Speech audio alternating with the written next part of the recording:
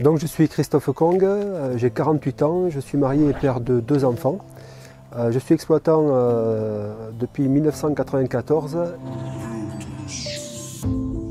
On exploite en EARL. On cultive 100 hectares de terre sur lesquels on produit du maïs semence, du maïs consommation, du soja, on produit du colza semence, des kiwis et toujours du tabac. Et ensuite, on a développé une activité de production photovoltaïque.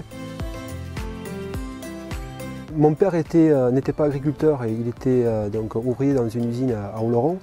Et quand je voyais la vie qu'il pouvait avoir et la vie qu'on pouvait avoir en étant agriculteur, avec la liberté d'entreprendre, la liberté de décider, pour moi le choix a été vite fait.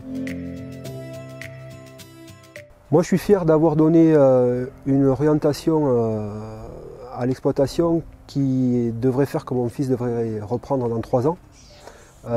Fier qui s'intéresse à ce qu'on fait parce qu'on est porté sur des productions qui sont tournées vers l'avenir, enfin je pense. Hein. Et puis aussi on ne travaille pas tout seul, il y a des salariés et des saisonniers sur l'exploitation, donc tout ça, ça amène de la vie et je dirais c'est dynamisant. Mon grand-père a adhéré à la coopérative en 1938 à la CACBA. Ensuite, c'est ma mère qui a adhéré à la COP de Pau. Alors, ma mère a exercé au milieu des hommes, mais elle a toujours été bien orientée par des techniciens et elle a maintenu et développé l'exploitation. Et moi-même, j'ai connu le passage de la COP de Pau à Euralis et j'ai fait 24 années avec, je dirais, mon technicien référent qui était Pierre Lanneretonne, puisqu'il a pris sa retraite. Donc voilà, on est dans la continuité. Moi, ma nouvelle fonction, je compte m'appuyer sur un bureau fort et par délégation sur un conseil d'administration qui est investi sur le territoire.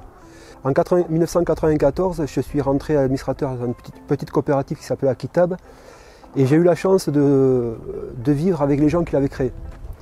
Et ils m'ont passé le virus. J'ai baigné dans un univers où les gens venaient apporter et avaient la fierté de ce qu'ils avaient créé.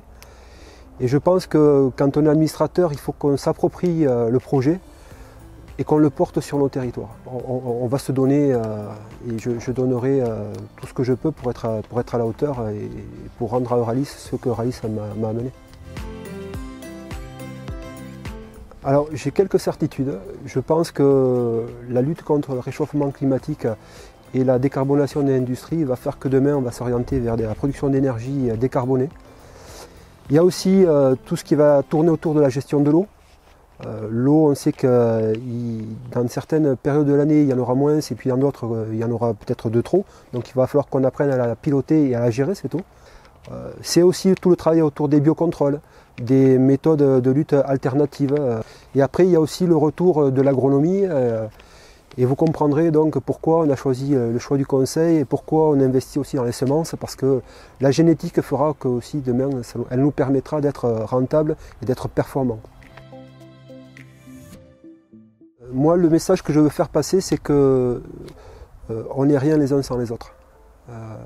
Les adhérents et les salariés sont intimement liés et je pense que le projet qu'on est en train de travailler, qu'on est en train de co-construire avec les administrateurs et qu'on va déployer, qu'on va présenter au mois de juin, doit embarquer tout le monde.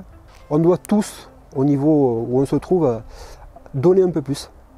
On doit tous s'engager un peu plus. Et j'espère que le projet qu'on va développer embarquera tout le monde parce que c'est ensemble qu'on y arrivera et pas les uns sans les autres.